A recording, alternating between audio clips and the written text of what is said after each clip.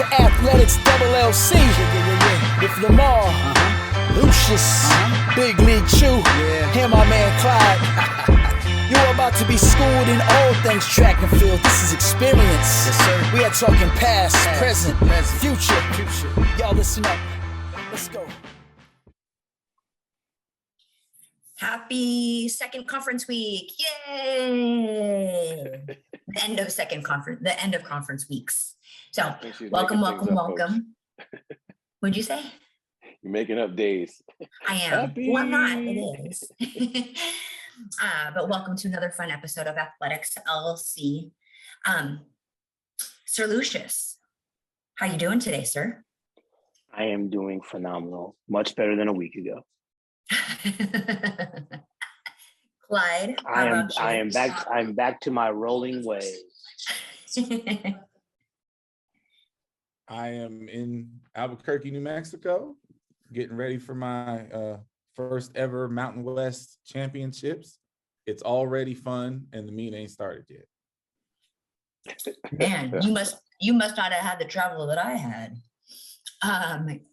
Lamar's shortest and coldest huffins.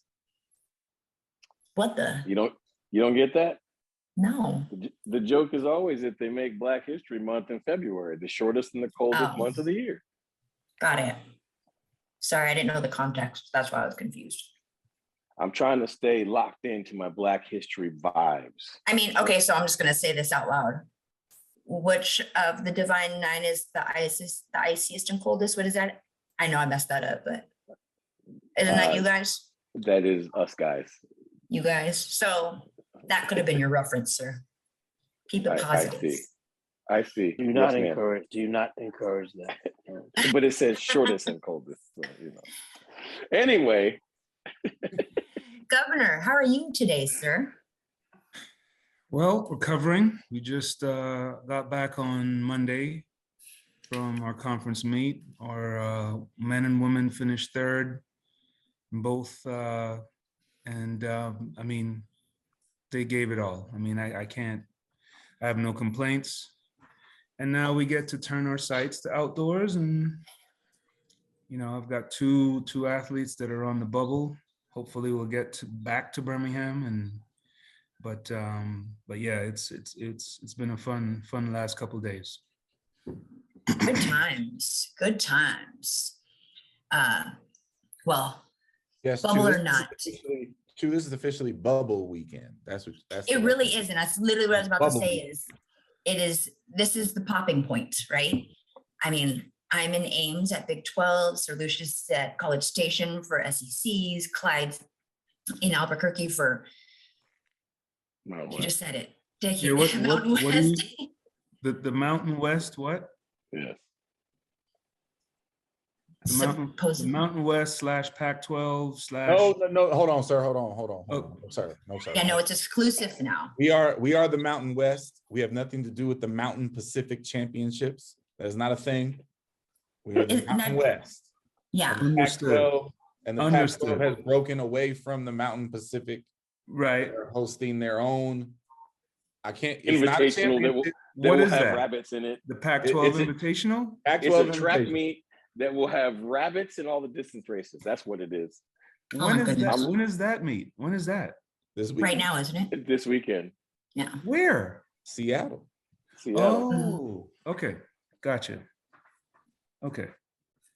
Yep. So if you haven't been on TFRS recently, this is the time. Or flash results or timing line or whatever. You pick the name combination. Go find it and get on it because it'll happen this weekend. So, but without further ado, let's get started with something that's not related to track and field, but related to emotions and conference championships and whatnot. We saw specifically to us on the tiles, a familiar face kind of light up and maybe not have some stand-up actions as we would think of a head coach, but Mr. Juwan Howard went and made physical contact with a coach from Wisconsin in the call it the high five line, good game line. What are some thoughts? I've heard different perspectives from both sides of the coin, defending, not defending, and whatnot. What are our thoughts here on the tiles? As he jumps That's through the hilarious. screen. That's hilarious. That was really funny. Please spill the tea, Clyde. Now, look, it's not a tea thing. Look, okay. When I saw this video, I said, literally, damn it, Juwan. Because you can't do this. And I don't know why I thought that we were going to be treated to days of rational thought after that. But it's been a circus of just insane things said all over television. And I'm having a really hard time understanding it. First of all, I want to be clear. I am a fan of Juwan Howard. I was a fan of him as a player. I'm a fan of him as a coach. And I can't think of a more perfect placement of coach and university for college basketball than Juwan Howard running Michigan. Having said that, he put his future there in jeopardy doing this. Now, he should not be fired. But if they fired him over it, I wouldn't be shocked. Here's the problem that I have with the whole scenario. He's acting like a 5-year-old. What everybody's like, oh, the other coach shouldn't have touched him. Back it up. Let's be clear. Juwan was upset because Wisconsin called a timeout because the other coach was coaching his team. Michigan was supposed to be a top team in the country this year. They had a horrible season. They were getting blown out by Wisconsin, and the Wisconsin coach called a timeout. Juwan Howard's in his feelings about the other coach doing their job. And so now the game's over. He go to the back of the line, like he's not trying to shake the dude's hand, says, I'm going to remember that. And the coach steps in front and is like, hold on, bro, what are we talking about here? And here's my thing. I've seen so many people like, the coach shouldn't have touched him. People, he threw the punch at the assistant. He didn't even throw the punch at the guy that touched him. He threw it at somebody else. So I just don't, everything he did there is unbecoming of his position and his standing in this game. And I was disappointed to see it because I'm such a huge fan of Juwan Howard. I don't think they're going to fire him. I think the news came out. He's suspended for the rest of the regular season. 5 games. 5 games. And that feels like fair to me. But here's the thing. A year ago or 2 years ago, his players had to hold him back from getting at another coach. Then last year, he had another incident like that. Now, he didn't actually put hands on another coach. Like, this is a trend that will ultimately lead to him being fired if he can't control it, because Michigan ain't trying to get sued by nobody. And that's the bigger picture here, right? So I really hope he can just find a way to be calm. But all the defending of this, especially the defending of it along racial lines, is driving me crazy. Like, it's okay to say we did something stupid, people. It's cool. Like, that was stupid. And he shouldn't have done it. And that's just, I was disappointed. So I'll run down the backstretch with this one. So first of all, I'm going to say is, he was very immature as what the Wisconsin coach did in terms of calling the timeout, what he was doing with his team. It's not uncommon. I am not so sold on Juwan Howard as a basketball coach with all the talent that they've had at Michigan, recruiting and all the stuff that he's done. I think they've done a very poor job on the court, So in my opinion, he needs to get better. I do agree the Wisconsin coach shouldn't have put his hands on it. I'll go there. But Juwan, you can't wait till 2 minutes later to start swinging at people, right? And for me, if you're upset about what he did with the timeout, that's something you take to your team in the locker room and say, we're going to remember that. Juwan, based on some of the things you've said already, clearly has some anger management issues that need to be addressed. And if he doesn't get them addressed, he's going to be out of NCAA basketball anyway. But for me, this all comes back to, I think he's angry because I think he thought he'd be more successful than he was. He has been, I should say. I think he's angry because the game wasn't going the way he wanted it to go. And he was dead wrong for swinging. No matter what was going on there, you're the head coach. You're the face of the program. you push your players back, and you turn your players around, you say, get off the court now, and you follow them off the court to make sure they don't do anything stupid. But like I said, I mean, he's got some work to do in a lot of areas of his life, in my opinion. Anger management needs to be happening today if it hasn't happened yesterday. And, you know, again, I think they've underperformed as a team with him as a head coach. And so I'm not playing this racial lines thing. Nothing has happened that I can see so far that's, there's a racial tone to it. The Wisconsin coach got fined 10 G's, for putting his hands on it, and, so there it is. But at the end of the day, Juwan, be a better coach, be a better leader, be a better human. And now I'm handing off to the governor on who's one of the plays the third one. So I'm reminded of a conversation I had with the Honorable Paul Ehring, the distance coach at UTEP. And a couple of years ago, when the Virginia job came up, and I remembered asking him, about it, like, are you interested? Are you, because for the people that don't know, Paul Ehring is Virginia. Like, in terms of distance running, Paul Ehring put Virginia on his back. And he said something very profound to me. And this incident kind of reminds me of it. He said, my legacy is sealed at Virginia. If I go back there, the only thing I can do is go down. And I remember sitting back there going, okay. And, perhaps the reason why Juwan Howard is in the situation he is because he bleeds blue. Michigan is everything to him. This is his dream. This is a dream come true for him to get this job and to be in that position to try and lead those young men to multiple titles and all of that. And I think it's personal. I know it's personal for him. So what happens when you feel affronted or you feel like someone has taken a shot at you or whatever, and it's even more personal than it should be? Because these are things, this is gamesmanship.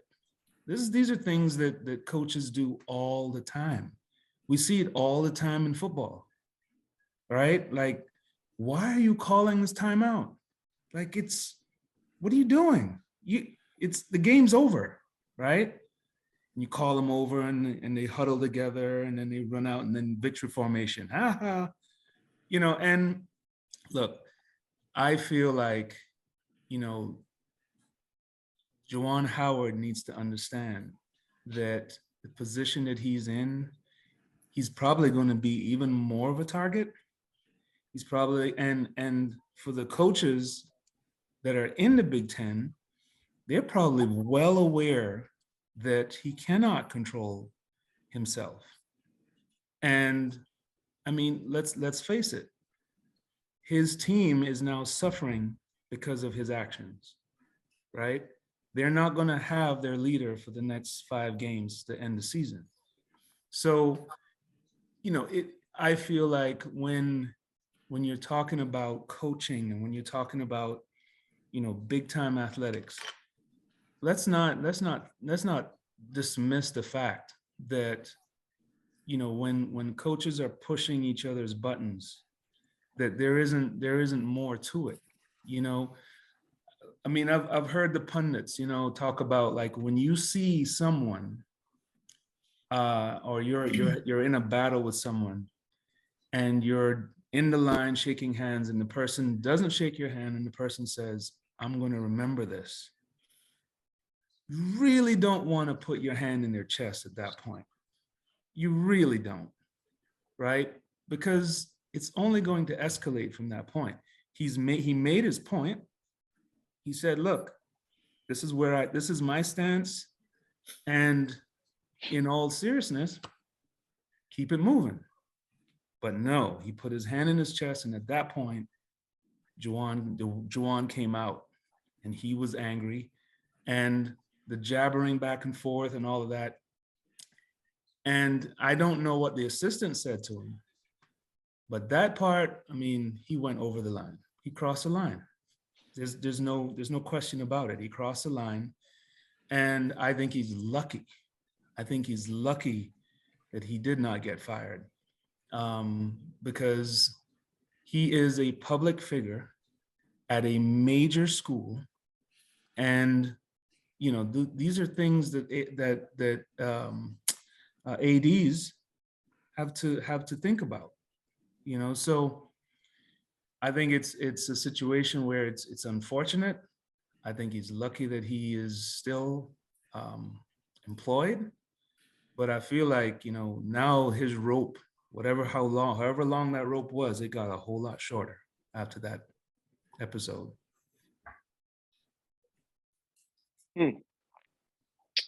Well, I seem to be getting the stick well ahead, so this should be an easy anchor for me. The only thing I would have to add to any of that wonderfulness that has been spat before me is that not only do I think Juwan's issues stem from bleeding maize and blue, I actually would take it a step further. I think because he was part of that whole Fab Five and playing a different type of basketball at Michigan, I think part of it is it's almost like he's invented this coach that he wishes he had played for. And he's like trying to be that person in theory to get his players to play like they did. You know, this like, you know, we fight everybody, you know, it's us against the world kind of mentality, which look, orally that is perfectly fine. You can't actually fight everybody though. And this is literally the second time that he's gotten into a dust up Donnybrook, whatever you want to call it. The unfortunate part is it's like, if he had grabbed that dude by the face and like, you know, poked out one of his eyes, it still probably wouldn't have been the worst thing that a basketball coach has done, like in the limelight. I mean, Bobby Knight threw a chair and punched a player. Both things happened on national televised games, and so on. It's not just Bobby Knight. There's a bunch of basketball coaches that have done all kinds of crazy things. You know, they accused Tom Izzo of, you know, of many things. John and Chaney, I think John Chaney for sure. Right. Right. And you know, and this was coach on coach, not coach on player. And you know, like it just Hell, the whole original Big East. The whole original Big East. Exactly. all of them. All of them. But I, you know, listen, I hope for the landscape of college basketball, for the University of Michigan, and you know, in general, and for Juwan Howard specifically, like I just hope that this does constitute the light bulb aha moment that he realizes, like, listen, if he has children, like they're watching, you know, and like this isn't who I want them to see. Like whatever the aha piece is that changes that kind of behavior, I hope that this is it for him, because listen, it's a bad state of affairs in the world of college basketball if Juwan Howard gets fired from Michigan. Yes. Yeah, absolutely. I just want to add one thing to this. I think that this is a critical piece for me anyway. See, I don't think Juwan's trying to create a coach that he wanted to play for. I don't think Juwan's trying to make them the Fab Five.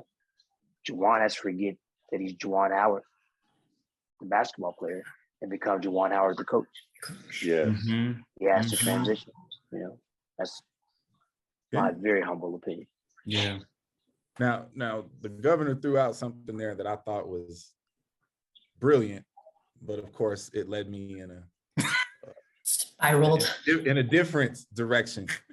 Listen, the coaches aren't out there putting up shots and scoring, right? But every coach, especially in basketball, it's the way the game is laid out, like it's really easy to needle your coaching opponents.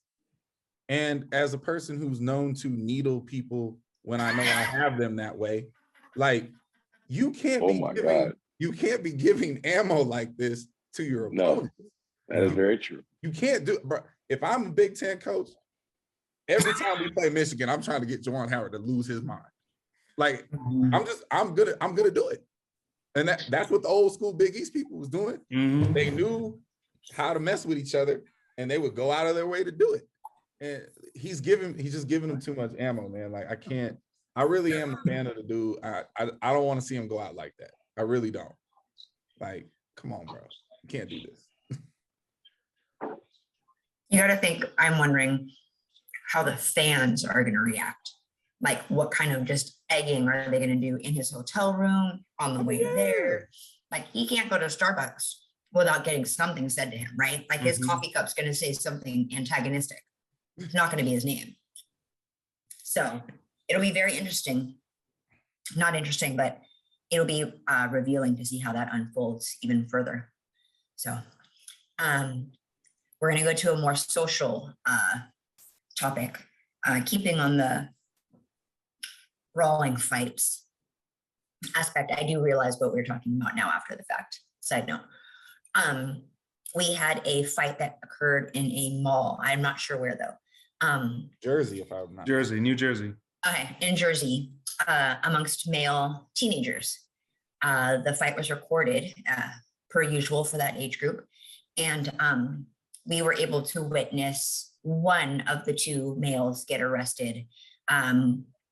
One was African-American, the other was Caucasian. So just kind of reactions to that. I know there were verbal reactions of the people who were recording and those around. So those were audible in the video. But what are the reactions of those who are on the tile?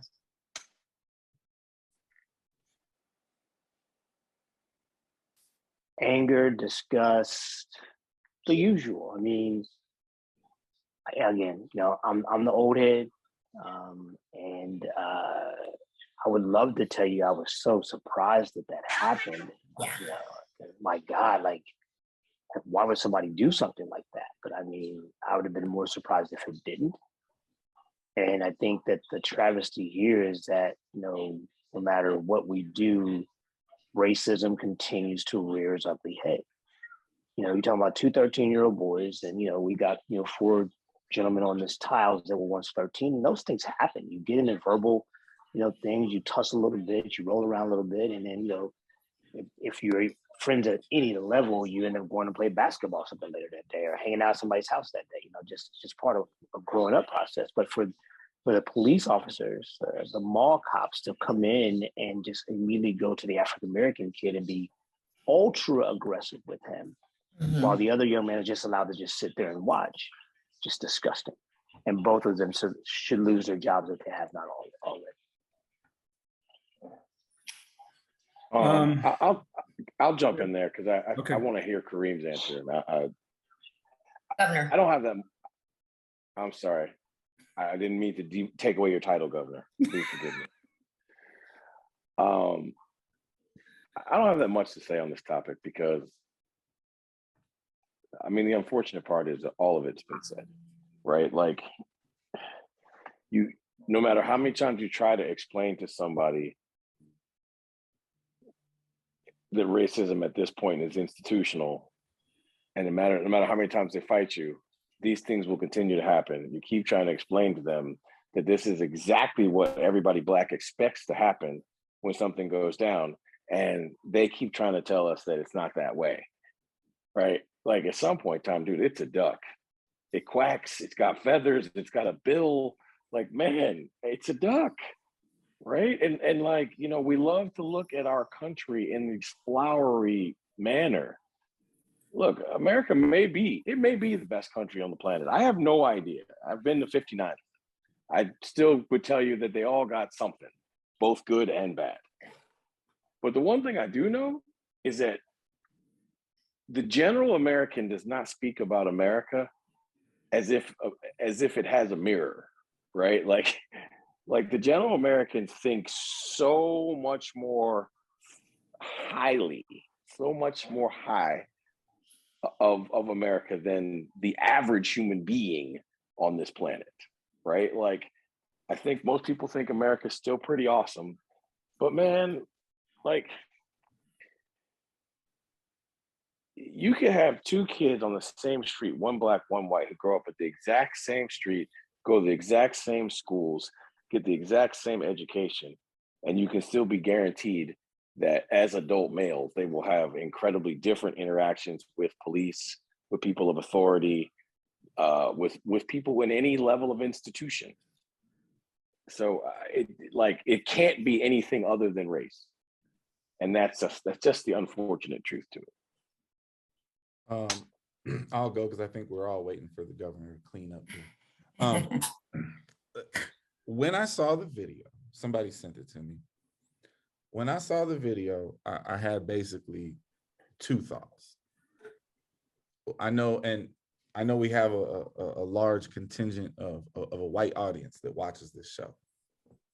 If you are a white person in this country who is confused about or in denial about what white privilege is, you will not find a more perfect example of it than that video. Those two children live in two completely different realities in that town and in every town in this country, every city, every, municipality. It's so blatantly different. And not that it matters, but if you watch the video, the black kid was losing the fight. He was the one on the bottom. As it was playing out, my thought was, oh man, I hope the kid don't get shot. Like, that's what I thought was gonna happen. So my response to it was actually quite curtailed because I was happy that nobody got shot. Like, I was like, oh, okay. They definitely jacked him up. It was dead wrong. They assaulted him. He got arrested, but at least he went home. Like, that's the level of expectation or lack of expectation I have in those moments. So I was relieved by the video, as sick as a thought of it as that is. And then, the second thought that I really had was like, people are still gonna find a way to turn this into something else. And of course that's happened. So I just, listen, I'm a mixed kid. My father is black, my mother is white. I have lived on both sides of this world my entire life. And I don't understand my white friends, my white family members who still don't actually understand this.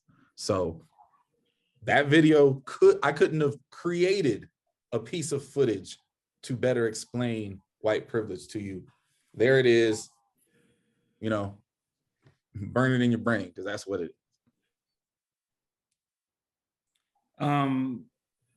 So have any of you guys seen the interview with the other kid after? No. Okay.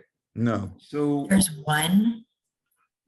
So he said, and this is like, you can go look it up. Okay. I knew that it was really bad.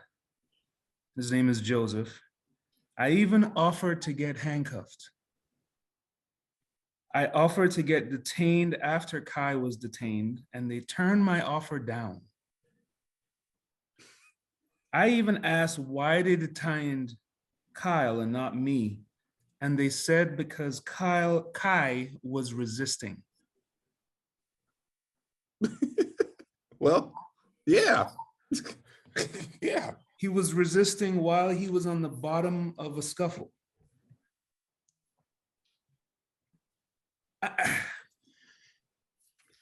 You basically, what this is another in a long line of videos of video proof of the way I was just gonna say that. that Ocular proof. law and the people that we look to for safety, how they look at these situations. It is plain to see. And it's disheartening every single time you see it. It's gut-wrenching, you know, and from a personal standpoint, I mean, it's part of the reason why I cannot and I will not leave my house without my ID. I will turn my car around and pick up my ID. It's just something that's innate inside of me now, you know, and when I have no words really, because it was a natural reaction, and you watch the move. I can play it over in my head over and over and over again. They grab the black kid, put him down, hands behind his back, knee on his back. White kid is standing there and he's just like, hey, hey, They literally sat him on the cushion, the chair. yes. Yeah. Sit here while we Yes. go on and deal with this. Yeah. You know, so yeah, again, as Clyde pointed out, more video proof. I mean, and this is going to continue. We're going to continue to see things like this. And it's just another subtle reminder of where we stand, you know, where this society stands, how the law looks at certain situations, how they're going to react to it. And in my opinion, all we can do is educate the people that we care about and to let them understand, hey, this isn't probably not going to seem fair to you, but this is what it is. Okay. I didn't know that interview was out there. And if that's what the kid said, like, understand, like, that's proof that those two kids are actually friends. Yeah. Right. And it's like, imagine the psychological Warfare. trauma on both ends of Absolutely. that. Because the white kid realized in that moment, like, actually, I could have just got this dude killed. Yeah. Right. Yeah. Like you were real close to that dude getting killed in front of you over Yeah. whatever the hell that, you know, was about. Like that's wild to me. Mm-hmm. You know, Can I just jump in there real quick? I don't want this to happen, and let me just preface everything I'm about to say with that.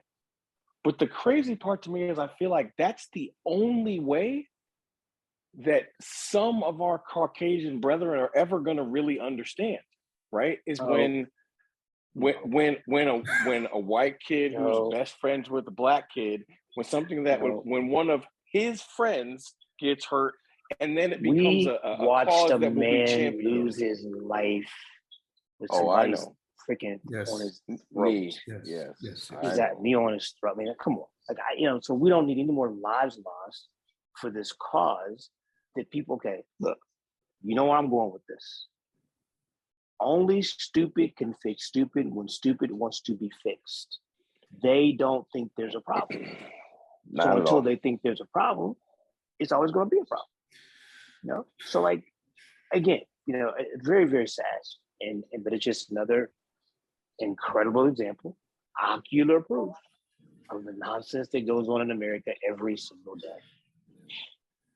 Well, and so just to highlight an HR word that we've heard recently in the last couple of years, implicit bias. There was an altercation that happened and they automatically assumed, that the black boy did it. Mm-hmm. He had to be the instigator. He had to be the aggressor. And it wasn't the case. So like even, yeah, it was bad, you know? And so, yeah, I mean, if you aren't sure what implicit bias is, that is evidence as well. So, yeah, well, and I'll be honest, let's give 2 seconds to the other teenage boy. Hopefully he goes out and talks about the experience that he went through to help, quote unquote, educate any of his non-Black friends, not just his white friends, any of his non-Black friends. So I don't know. I mean, there's a lot to be able to stem from this, but hopefully he takes the time to know what his responsibility of it is as well, besides saying that he can be detained as well. But yeah. So to lighten the air just a little bit here, let's another subject. I don't know if lighten the air is a great way to say that. Something else that gets our blood pressure up. It is conference weekend. We've already started talking about this, right? So I know some of us, I know specifically here at the Big 12 meet, we had to deal with travel just to get here. And that was stressful enough before we even started competing.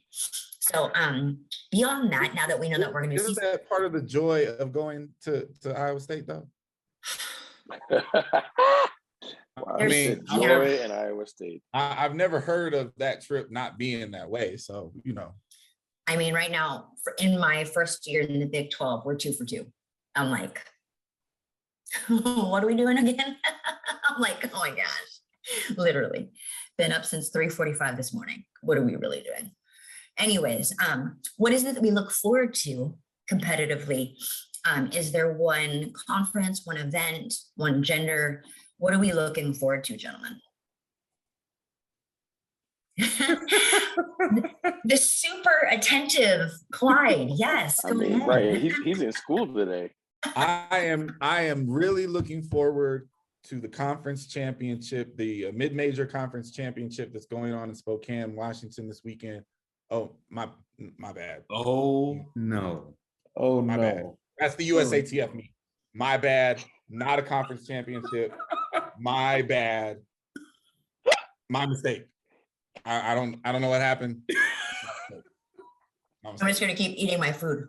That's it. Oh, I'll pick That a was new a one. whole I got confused. different level of petty. See, so I think so. Can we round the edges of this conversation? I think that it was supposed to be pick an event, one male, one female event from a conference championship, an event that you're excited to watch or hear about. Oh, You lobbed that up there for him so well. You were showing your point guard skills there, girl. Oh, that was classic. So I mean, let's call it what it is. Okay. The preview to the NCAA championships are going to be held in College Station. And I am looking forward to the Steiner battle. How do you like that? Like And that? I had to say that in my head one time. Gotcha. But, Yeah. but hold on a second. Pick an That's event later. at a conference meet this weekend that you're looking forward to. She's in the Big Ten. Oh, my Steiner's in Lord. the SEC. I thought I was losing my mind. Hold on a second. Why is it that every time we have these questions that the governor and our esteemed DP, Cal and Rice, struggle with this stuff? Every time. Sir Lucius, it's Oh, my please fault. go. Yeah, It's my fault. Yeah, you did. I was confused initially. I took this one off the rails. It's my fault. Okay, so let me. I was like, can I go first? Yeah, I'm gonna go first because you might screw it up too. So Wow. I'm okay. I am looking forward to the Big Ten men's 400 meters championship. Ooh. Yes. That's what I'm looking. See how easy that was, guys? Can you set the table for it? Can you set the table for us though? Well, okay. Look, okay. So we got the young man from Iowa who his name escapes me right now because we all did the tomfoolery that just occurred here, and then we got Mr. Johnson from Ohio State, and then Iowa has a couple other guys. And look, it's the Big Ten. Is it Rutgers in the Big Ten? Yes. Yeah. Yes. And that guy runs 45 every year. Ty Burgess, just because, right? So when you get all those guys on the big track at Spire, I think it's going to be a great competition. And I think, somebody might even run 44 seconds. Because the young man from Iowa, I watched him run 45.3 and looked really easy doing it. So I will stay in line for now. Not bad. Thank you. Okay. I am very much looking forward to catching the video play of the SEC men's 4x4. Ooh, And here's why, because of how hot that race will be at nationals, a lot of teams might have to make some very strategic decisions to make sure they're in the hot heat come NCAAs. And someone really deserving is going to get locked out of that top 4 spot. And I feel like whoever ends up third in the SEC meet might end up locked out of that top 4 spot. So I'm very interested to see how that race plays out. I think it's going to be one of the better races, period, from this weekend. And I like the strategy and the implications of it later on. so getting back to my original point. Don't go back there. We don't want to go back there. This is wild. So Abby Steiner running against 3 of the top 8 200-meter runners in the country. So you're talking about 4 of the top 8 200-meter runners in the country are lining up and getting after it at the conference meet. So can we just say that this is a prelude to NCAAs, right? But none of them are Miss Battle. None of them are Miss Battle. Miss Battle will be on a 300-meter track. Oh my God. Oh. A long way from here. Yes. Oh man. Yes. She will be in Ohio. Oh, Correct? OH. Yes. Oh, Oh Thank you. man. So all the my time. God. The I'm show looking is so like, these are the rails. This is the show. Steiner, Biggs, Ophelia, and Hollis, all under 23 seconds, running on that track at A&M. I can't wait. I'm going to be glued to my TV this weekend. I can't wait to see how that plays out, because it always creates fireworks. It always creates drama, and I don't think this weekend is going to be any different. A young man's name is McIver. Genoa. Yeah, Lamar, Mr. McIver. did you have something there? It looked like you were about to say I something. would love to. I would love to talk. I've been laughing for 20 minutes, I feel like, at this point. I do think it is amazing, at least for me, that none of y'all picked the women's hurdles at the SEC meet, because if I could only watch one event, we'd only pick one. So I'm picking one.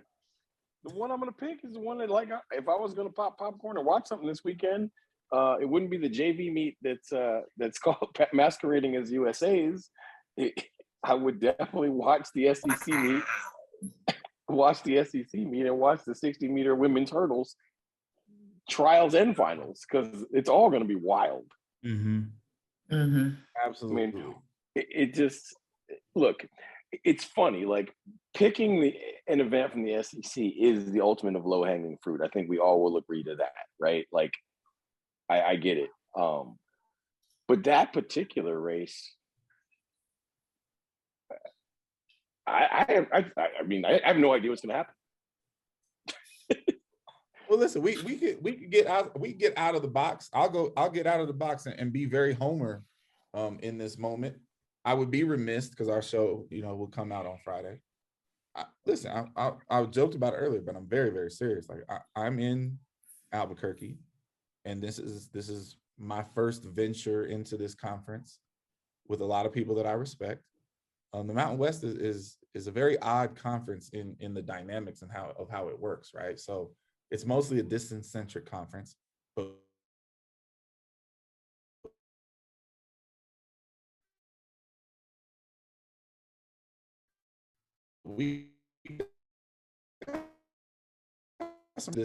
very much looking forward to learning what kind of mentality in a championship setting these kids on my roster have. I know we have some talent. I think we can make some surprises. And much like the SEC meet, I'm very, very interested in how my team and the other teams here match up in this men's 4x4. I think it's going to be wildly entertaining. And I don't think it's going to go any way that it looks like on paper. And so I'm very, very interested to watch that race and my crew. See what we got on our hands here. Okay, I will go again. I'm going to stay here and be a homer on this one.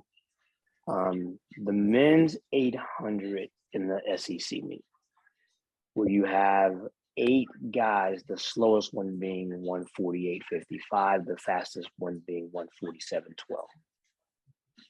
Absolute That's cheat. all right. And the crazy thing is that 147.89, who is 6th in the conference, is not in the meet, and 147.79 is currently 16th. So they got to go run, you know. So I think, again, you know, just hoping for, you know, great tactics and no bumping and all that stuff and good racing. But I think it's going to be a very, very hot race, the men's 800 at the SEC championships. What are you talking about, Sir Lucius? Indoor track is a contact sport. Yeah, until one of your guys gets contacted. Yeah. Hey, You don't want to I've been on all sides of that, brother. Yeah, On all sides of that. and there's been certain sides of that you didn't enjoy at all, right? Absolutely not. Absolutely not. Right. Well, I mean, on the back around, I mean, the men's 400 at the SEC might be as loaded a thing as there can be. Well, there's 6 guys at 46 flat or faster this year.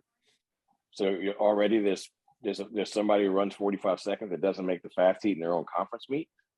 And when you're in a qualifying situation where it's all on time, like Katie barred the door, man. Like I don't know how fast those prelims are going to go in the SEC meet, but I jokingly said to Sir Lucius that it's going to take 45 to make it the final of the conference meet, and he's like, no.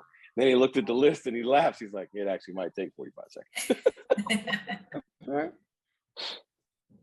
I'll throw another general one out there. And this is the real reason I'm trolling the hell out of the USATF meet is because I just left the Pac-12 and I was very, very excited. I was very pro walk away from the Mountain West and do a Pac-12 thing, right? So for them to take that step, which is the right call in my opinion, and to not be able to race at Spokane because they're having this middle school meet there is nonsense.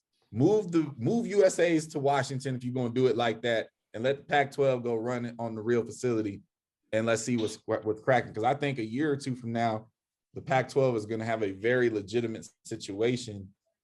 Call it a conference meet, call it an invitational, call it whatever you want. Like, there's so much talent in that conference. For them not to have their own championship seems like a disservice to the conference. So I'm glad they're moving in that direction, but it can't be at Washington.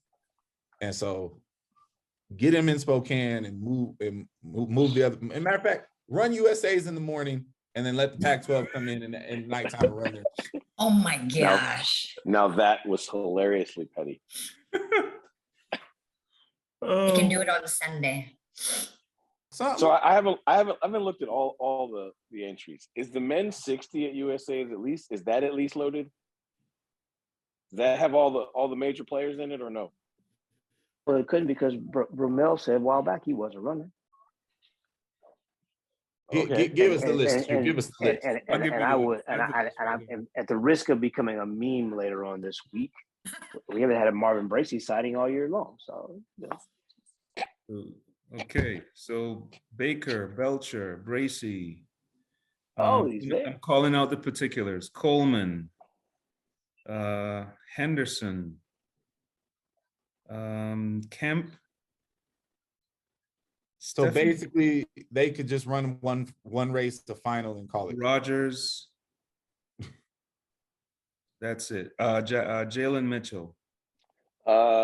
The kid that went to Houston, Elijah Hall. Yeah, he's in there. Where? I don't see him. So he's not in there. No, he was supposed to be running at USA's. Yeah, he just won a race in over in maybe he's running the 200. Maybe he Lyles in there? Huh? Lyles in the 60? Nope. And there you have it. So you got I guess I that's mean probably we the can- that's probably the kind most of that loaded kind of a thing there. segue into to Just the for next topic context. there, Q. Well, no, wait. We're still trolling conference weekend. Hold on. Oh no, you're not. You're trolling the USA meet, not the conference. What meet. Stop it. the governor. What is the top and the bottom seed in the women's 400 meters? Oh, see. Stop it. I want to know. No, Okay, you here already we know. go. You ain't gotta say the names. Just tell me the seeds. Okay, give me. Okay, here we go. First of all, how many athletes do you think are entered in the 400? 10. 8. 2. I'm gonna say 8. 6, 8. Right. And All right. So that means it's a straight final. yes, I 2 hope. 2 heats. I want to see it twice. Right. And there's a particular young lady in there whose season best is 60.93. Here's all I know. Stuttering. I'm not Here- stuttering. Here's the one thing that I hope people understand that is problematic about that particular statement, right? There's Wait, 8 that's an people accepted running. entry?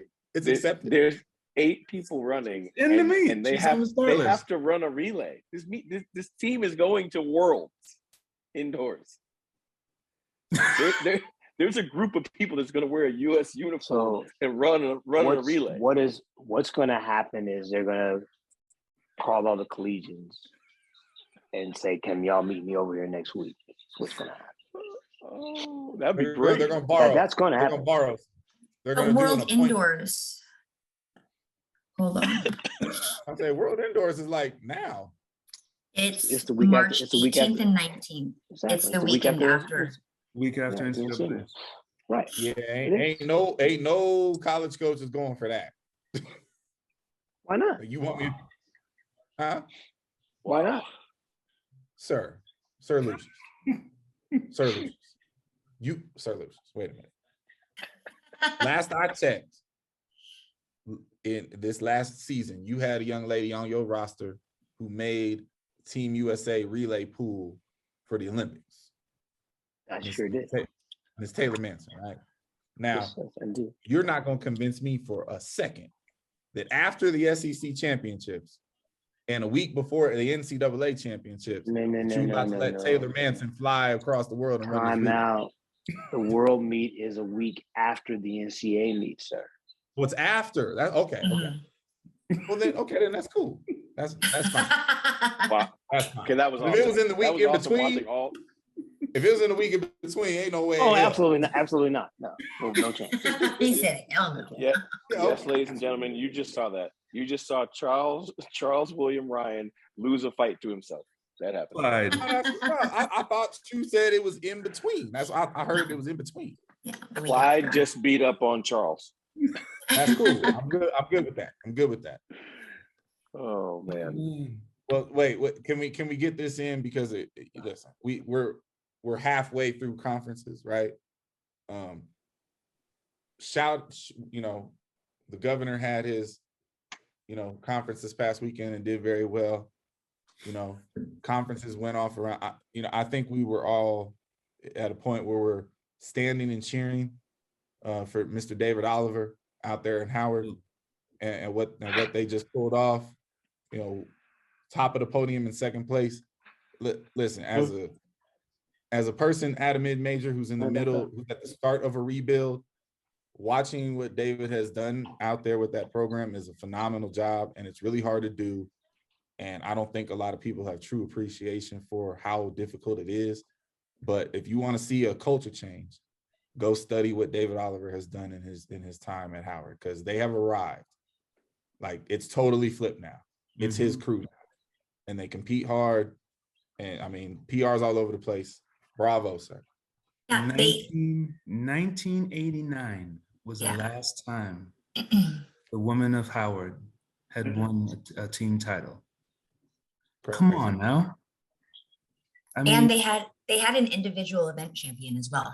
So it wasn't just like they bottom loaded and took random points. Like they had an event champion.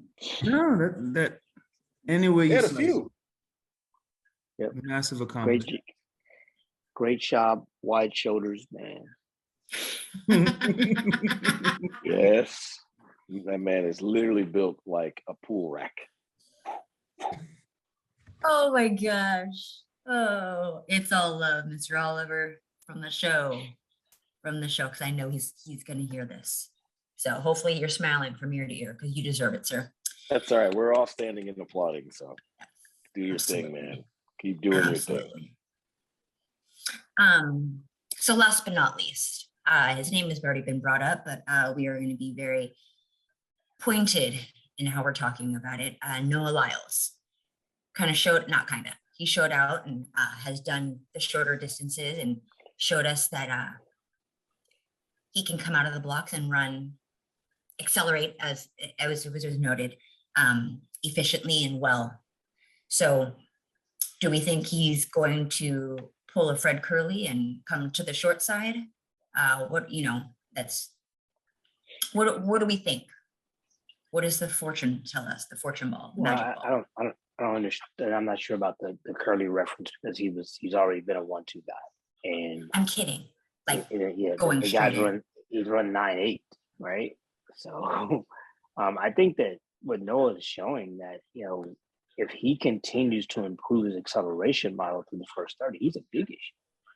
I mean, when he's running people down at 60, rather than catching them at 80 or 95 in some cases with him, that's a problem. But his ability to accelerate, him learning to set the race up properly is a huge problem. And in my opinion, I think that if Noah can master the first 30 meters, he becomes the most dominant 100-meter guy out there because he accelerates better than everybody else. And he holds his top end better than everybody else. Yeah, Noah Lyles is a problem if he can start. Right? If the first 30 of 100 and the first 50 of a 200 don't become catch up, if he's like in the front or towards the front, it's the laugher. Like it's a laugher after that, because I mean, look, there's nobody close to running as fast as he's running. Like right now, like there's nobody running right now that's close to what he does in the last third of all of his races. When he's doing his thing, man, the last third is just like you're watching the front, but you're watching Noah like this is going to happen. Mm-hmm. So if with the way he closes, if he keeps running these 6.5s, he's a problem. So he's a 9.7 guy. My question is this: are we more excited about how much faster the 2 is going to be, or are we more excited about what he's about to do in the 100? See, for me, it's the 100 because I'm like, he never comes from behind the 200. He's always right there off the turn. Mm-hmm. So it's not like he's 5 meters back or something. He's like the nonsense that somebody else we know well pulls. But like he's not Wallace. Exactly, right? He's there. Most times he's either right there or he's leading off the turn. Now, this is a 100-meter conversation for me. Yeah. Because he's always put himself at a deficit and either barely caught him or couldn't catch him. Mm-hmm. Now all of a sudden he's there at 60 and he's closing like his head's on fire. Right. So I think it's a 100-meter question. I think I personally believe he is a huge issue if he continues to master this part of his race. Listen, I'm a fan of the 200-meter dash. I think we all are, but let's be real. Compared to the 100 meters, nobody gives a damn about the 200. No one cares about it monetarily. No one cares about it on TV. Right. It's always about the 100. Noah Lyles, and I want to be very, very clear. If he's obviously figured something out with his new approach to his start. If Noah Lyles can consistently do what he's doing right now, and obviously if he can, it'll continue to get better. If he can consistently do this, I'm not saying he can take out the world record, but he'll be the closest an American will get to it for years to come. The American record, it would be gone, I think. And he's been, we've said this before, I've said this before on the show, he's been the best top end guy on the planet for years now. Mm-hmm. The question is, what can he do, if anything? Can he not be just bad from 0 to 30? Can he not be just bad from 0 to 50? It's the same thing when Bolt first got into the 100, he broke the world record, right? But it wasn't until he became competitive at 30 that you saw the 9.5. Mm-hmm. It's that kind of thing. If he's in the mix, if you can't tell who's winning at 30, oh, it's a wrap. It's over. And as a person that likes records, as a person that likes, you know, underdog stories and new narratives, I'd love to see it. I'd love to see it. And he knows that's where the money is. So, you know, 200, whatever, he already owns the 200. Who beats Noah in the 200 for real? Yeah.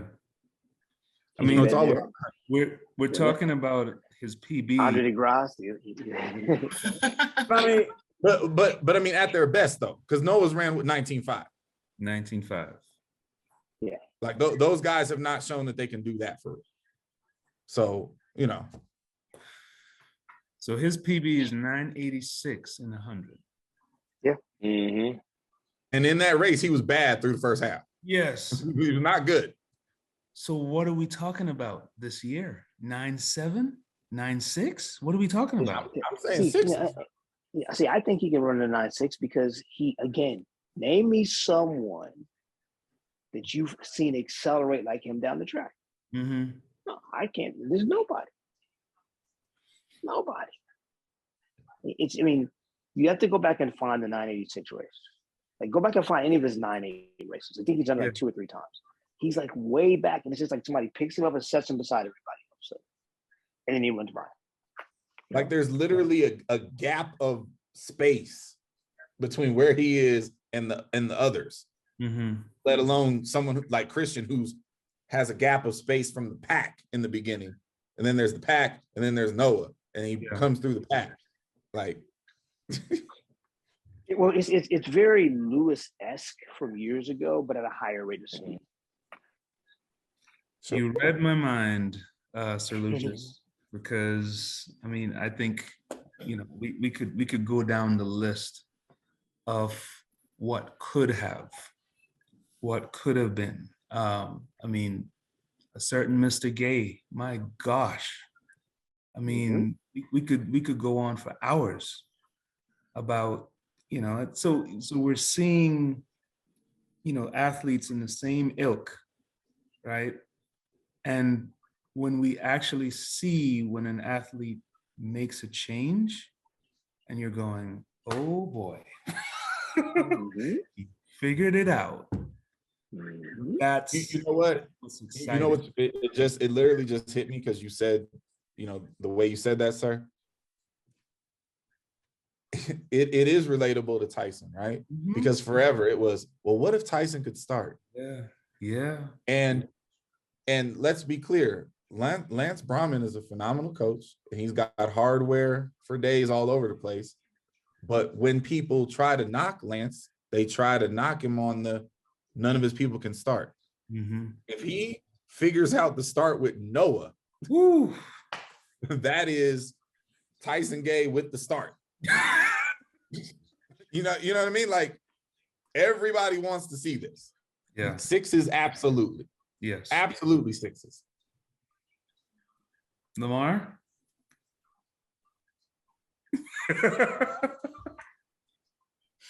I think for me too, like, guys, like when he said 3 weeks ago, I'm starting to study my opposition. Mm-hmm. The light bulb has come on. He's becoming a student of the sport. He's not just out there trying to mindlessly figure out his start. He's watching what the better starters are doing to help him become a better starter.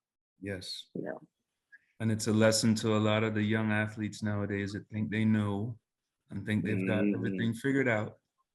Yes. And the fact is, you never stop learning. Never. Got it. So, well, Wait, we'll be Lamar paying didn't attention. say nothing. Lamar didn't say nothing. Oh, very true. Sorry. He's so quiet. That's because Lamar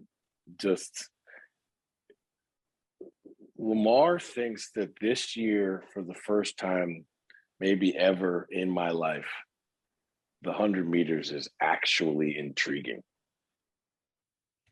Right? Like, one of the things you usually know early on in the track season is like who the real pretenders to the throne are for the 100 meters. I mean, usually that's a list about 3 deep, like 3 weeks into the season. You're like, okay, so it's going to be these guys. But right now, dude, with the mystery that is Fred Curley, the complete, like, is he going to be Superman in the phone booth with this magical event change of Mikey? You know, will the new Noah start hold up, you know, under pressure? Will the real Christian Coleman please stand up? Oh my God. You know, it is Marvin Bracey gonna figure it out when it matters. I'm just saying, like, see, you left out Romel, so now you're gonna become a meme again. I stopped talking because you started talking. The point is, it's just like. And did you include Ronnie Baker? Did you? I wasn't done talking because Sir Lucius interrupted me. No. Listen, you're not putting that message. Here's the point. There are currently 9 U.S. track and field sprinters. Well, there's 8 now because Gat has retired. There's 8 active sub 990 guys, right? I think they all are pretty presumptuous at this point that they're going to make the team. Mm-hmm. And I mean, we all know the math, right? 3 are going to get to run the 100, and probably some semblance of 4, 5, or 6 are going to get to run the relay. But look, the relay is just a really nice booty prize, right? They all want to run the 100.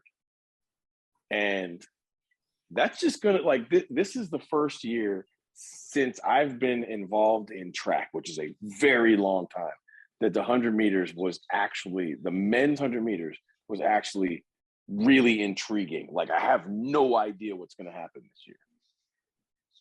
If all those athletes are healthy and they all make the finals, what are we witnessing? A bunch of blown up hamstrings. No. Golly, God damn. What is? Give it a chance, Lamar. Give it a chance. You have a cup tonight? Not at all. I just can we get you a cup? The point he's making, right? It's just like, man, like, you know, the announcer just blow up hamstring. I don't really mean that, guys. I'm just saying, like, listen, we know that pressure busts pipes, right? And the more pressure you have, the more violently the pressure, the pipe busts. But let's go through the lineup. There's nobody in the lineup that can't handle the pressure. I shouldn't say nobody. Most of them can handle the pressure. God damn it. You're going to stop hitting that boy for no reason. I didn't say a word. I said most of them can handle pressure. Listen. Anybody that takes offense to that statement, that's because they think I'm talking about them. That's right. You. Exactly. The majority of that field has and will continue to handle the pressure of that. Look, y'all got Lamar. Listen. That's all the more why I think it's going to be so intriguing, right? Is that this is not a group of people who have not run fast when it mattered. This is a very large group of similar aged, decorated people. That doesn't happen very often, right? Because usually what happens is the decorated person continues to be decorated. So you like one person has 5 medals and 3 people have none. But with Christian being gone for a year, you got a whole nother set of people that were involved that weren't involved when he was there. And now Trayvon's back, and like there was a whole set of people that did things from the time he was last relevant till now.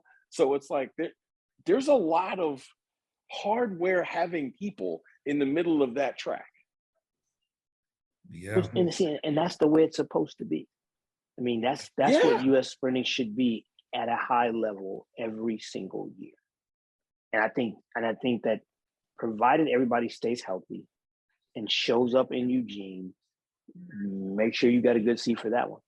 If Man. you get to the cathedral, and if you can't get to the cathedral, get to the television, because that one's going to be epic, man.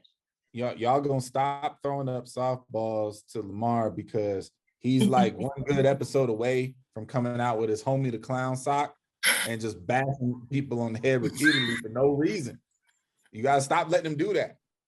What are you talking about? You I didn't know say what I'm talking anybody's name. I didn't say anything about anybody. Here we All go. on your face. I said I'm excited to see the men's 100 meters. I am intrigued. What more do you want me to say? Because Let me then wear you a start talking panda about suit? people blowing up their hamstrings. Right. So you gotta slide that in like nobody was gonna hear it. Just I don't know what you're talking about. Yeah, See, of course you do. I will come to Lamar's defense Please because do. he is still stung after the debacle in Sacramento. Isn't that what it is, Lamar? I don't know what you're talking about. Absolutely. Every time we get excited, every time the track and field world gets us excited about what we're about to see, Oh man. here comes the trainer. That was 22 years ago. Okay. Every Let it time. go, man. oh It man. ain't just Okay, that. It's see, every okay, time. It's Look, not gonna you be a had debacle. one. You had one real pull and one fake one. And I get it. It is what it is. See, But because so let's just go back to Eugene, last year at our championship. That 100-meter final was phenomenal. yes, it Yes, was. it was. It was phenomenal. So now we're going to add Mr. Coleman back in there, Yes. right? And Mr. Oh no, And- and add Mikey in there. Mm-hmm. Exactly. So now and look, we all know It's gonna there's be some wild. dude out there sitting in his living room right now, popping popcorn, watching TV, going, "I'm making that final." Somebody we don't even know, right? Yep. No, and now whatever Noah was dealing with last year, clearly that's over, right? Yeah.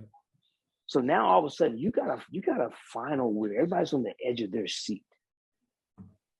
I mean, Where everybody's like, my God, like somebody's gonna run 9.7 high and not make the team. yeah. That's what I'm looking forward to, man. I want theoretically- everybody to pay attention to one thing that I do think speaks to how amazing this country can be, though. Mikey Norman, Kenny Bednarik, and Fred Curley are legitimately world-class 100, 200, and 400 meter guys. Mm-hmm. Yes, they are. Simultaneously. They are like, Yeah. This is not one of those made-up things. Like, they are legitimately world-class 100 meter, 200 meter, and 400 meter guys. And we have all three of them similar ages at the same time. Yep. Like, think about this. What if all three of them were to make the 100 meter championship? Like, what if they were 1, 2, 3 across the line? Which could happen. Don't we get 4? We get 4. It's them 3 and Christian, right? Yeah. The Christians got Right, the ball. That's just so wild to me. Well, we will have to wait to see how that unfolds, unfortunately. But things to consider, things to let pop in your brains as these races unfold throughout the year. So definitely fun things to watch, make note of. We'll segue and let Clyde's blood pressure rise on his lonesome. Sir, you're up for rapid fire this week. No chance. But go for it. Take your best shot. I'll try. All righty, sir, you ready? Yes, ma'am. You have to sing karaoke. What song are you singing? Ain't no way in hell I'm singing karaoke, first of all. You have to. I am 41 years old. I've never sung karaoke, nor will I be doing so. But in this extreme hypothetical,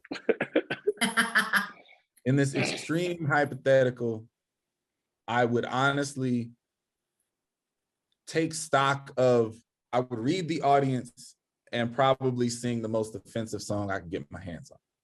Oh my gosh. You're going to be that little girl in the movie who sings, "I don't F with you." No, so I'll give you an example, right? Because look, I've been to karaoke locations, under protest, and I swear He's to you, just there from the wings. no, I swear to you, the one time I almost sung karaoke, it's a true story. I was taken by a young lady that I was dating at the time to a karaoke situation. I said I didn't want to go, and the karaoke theme was that they were only singing upbeat Christian music. So I was gonna sing "Like a Virgin" by Madonna just to make everybody upset. You just wanted to see everybody's ears just go in flames. Yeah, I was like, well, if I'm here, if we're gonna do this, let's do it then. But I didn't do it. Oh my gosh. Oh man. Moving on. Similar variation of a question that I've asked your other tiles. What is the most useless app on your phone? Tinder. Oh my God. Tinder is the most useless app on my phone by far. And I'm gonna tell you why. Because Tinder is very city specific.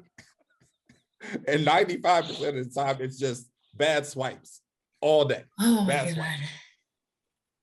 So true story. Sorry, I'm segueing real quick. Like you're familiar. I used to have to take Bart to work, right? And I had a mental thought, and I think I may have put this on social media. I said, I wonder how many people are on Tinder on this BART train right now. And I literally, like, I don't have the app. I've never been in. I don't have my account. But I was like, I was very curious. Like, if I could swipe left or swipe right, like, who would be like this on the It's a BART train? great time killer. Oh, It's a God, no. hilarious time killer. Oh, anyways. That's all I got for both of you is wow. Okay, what is the worst gift you've ever received? Received?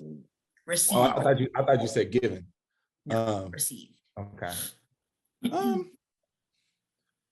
don't know. Most of the time when people give me gifts, I consider the gesture really sweet, and I'm just cool with the gift. I can't really remember a gift and being like, wow, that sucked. It's not really me. Being that you're a new parent, what is the longest stretch of sleep that you've had so far? Oh, we got a routine. We good. We good in the hood. Listen, my commute to work's about an hour, give or take. I usually on a good day, I get home at 7. On a bad day, I get home at 9. Whenever I get home, it's dad time. And so I got the baby till like 3, 4 in the morning. We good. We have big fun at night. Got it. What is your favorite foreign food? Not American cuisine. It literally depends on who's making it. Got it. But Mexican or Italian. Got it. Depending on who's the chef. So very typical question, but I don't think I've asked this one yet. You're deserted on an island. What 3 things do you have?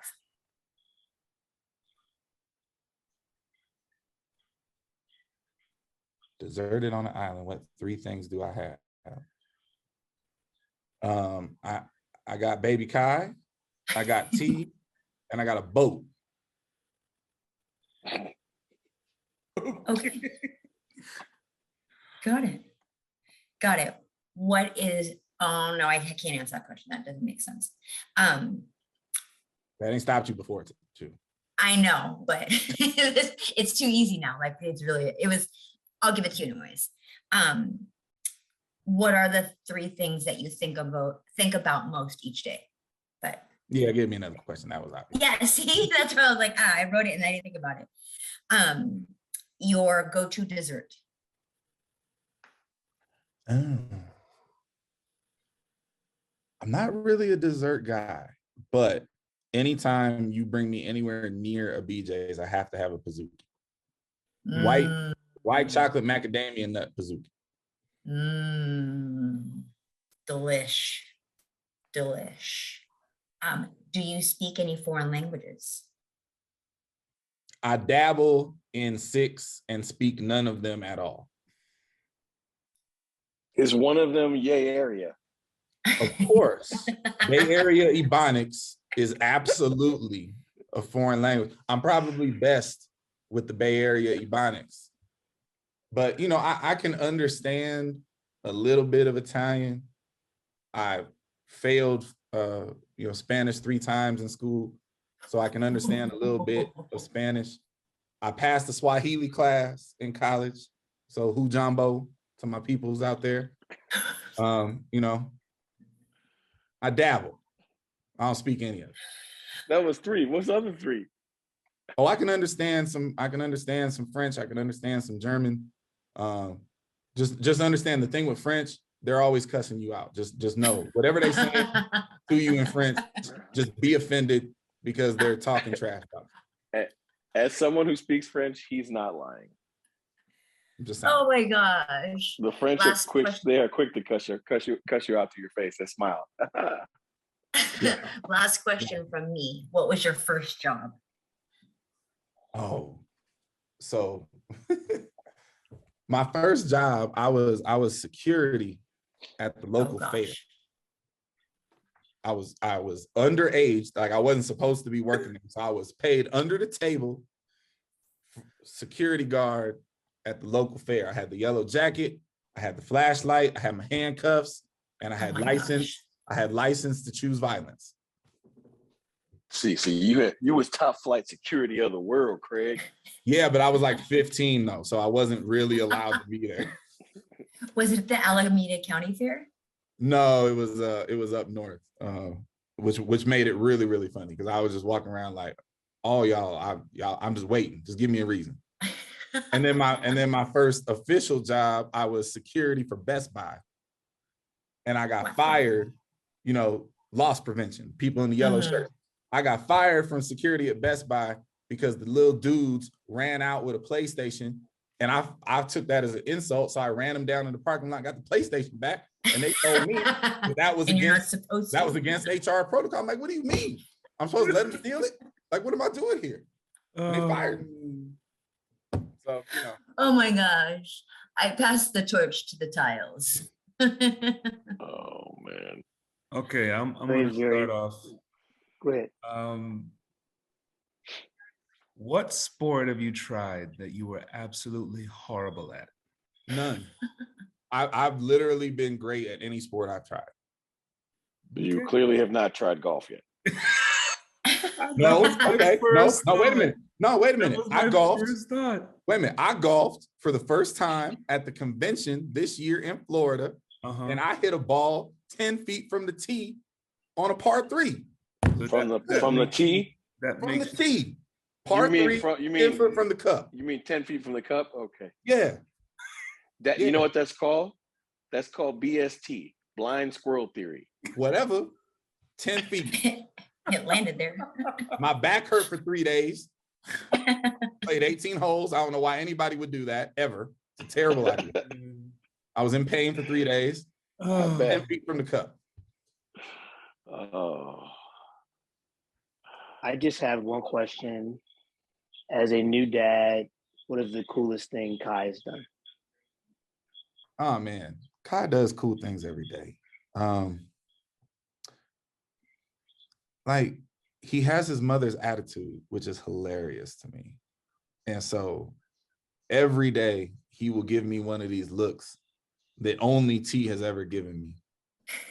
And since we're a PG show, I can't really say it's just that look, like really, like one of these, if you don't get out my face kind of thing, because I'm overly affectionate with the kid, and so he'll be crying for milk, and I'm like, nah, man, just come here and let me cuddle you and do things like. So he has his mother's attitude, and I find that very, very cool, and it's just the looks that he gives me every day. Awesome. Man, I've been trying to come up with good questions, and all I can come up with is a petty one, so I'm just going to be petty. Be good with petty. Are you, and I guess subsequently are we really going to honor our statement and actually be retired from the spades world? Listen, I listen. I'm happy. I'm like Tom Brady.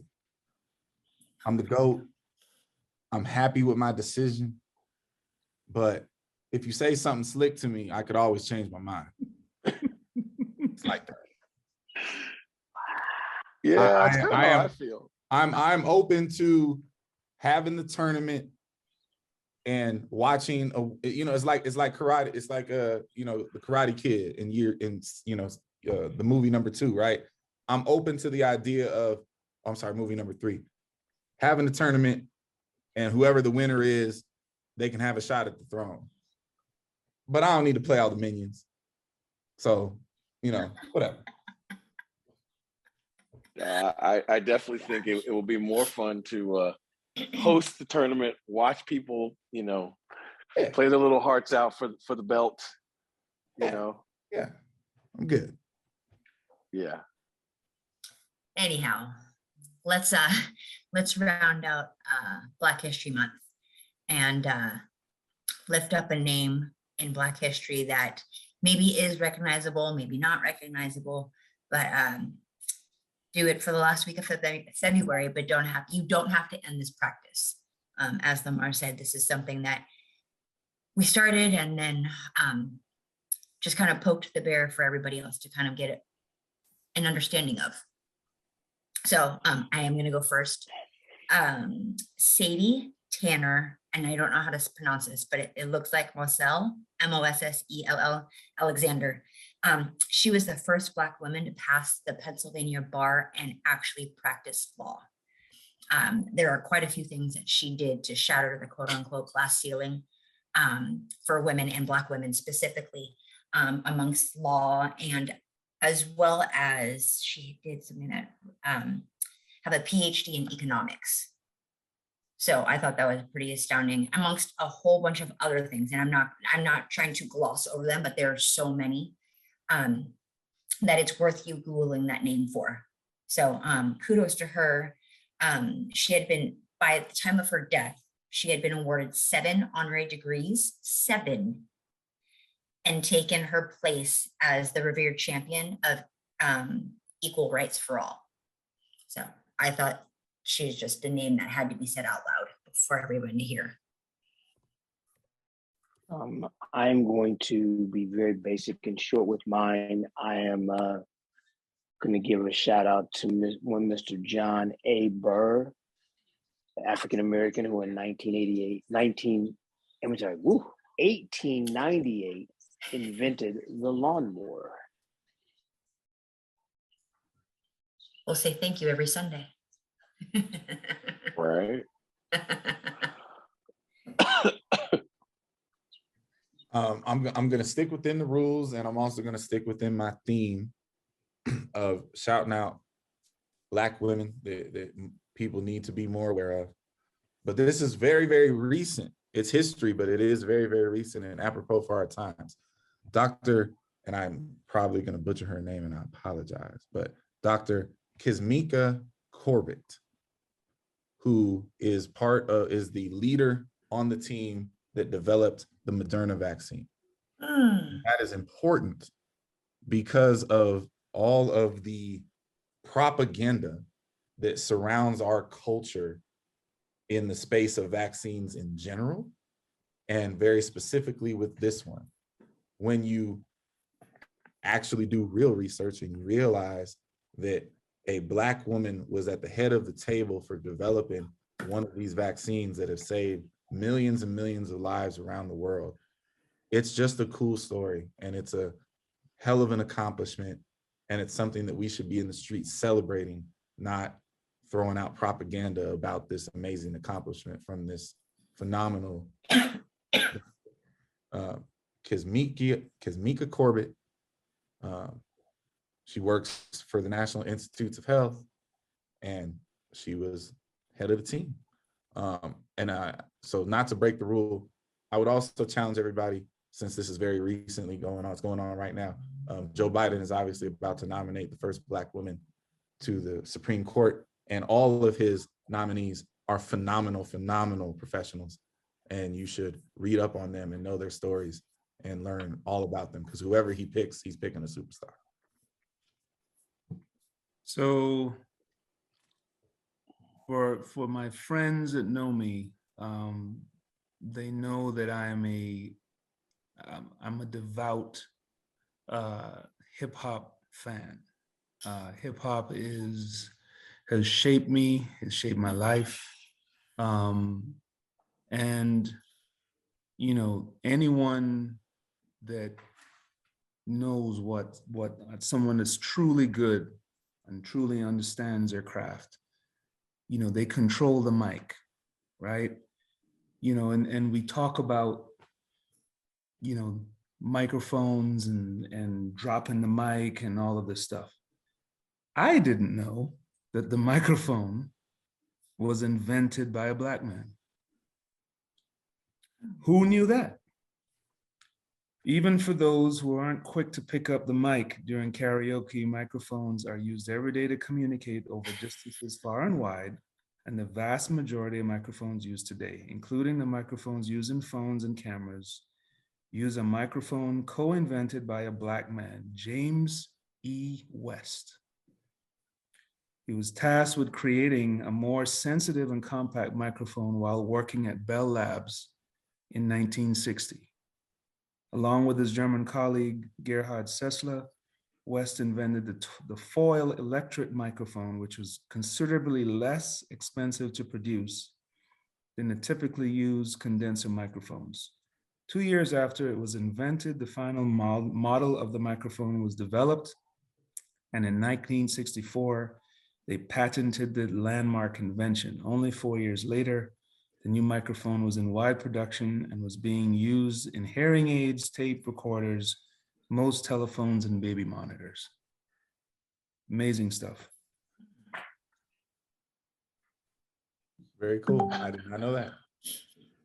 I don't know about y'all, but like every time I go to these kind of exercises or I get a chance to be privy to these kinds of exercises, I just wish that one time there was like a Black History year, right? Because there's always more information and more cool people to talk about than there are days. So I don't know, just shout out to all kinds of African-American excellence. But my choice for this week is someone that I think some of our audience will know, and I think a great number of our audience will be shocked to find this out. But two very, very important things in our lives. One on the day to day, and one kind of in a more specific manner. But the gas mask and the street light were invented by the same African American male, Garrett Morgan, and he also was, like most inventors, he has a list of inventions, but the two that he's most well known for are those two. And I think about that just because so many of the inventions that African Americans are credited with, or sometimes discredited for not having done when they have, are things to bring us out of chaos, right? To truly make things far better. And I just want you to imagine your everyday life without a street light,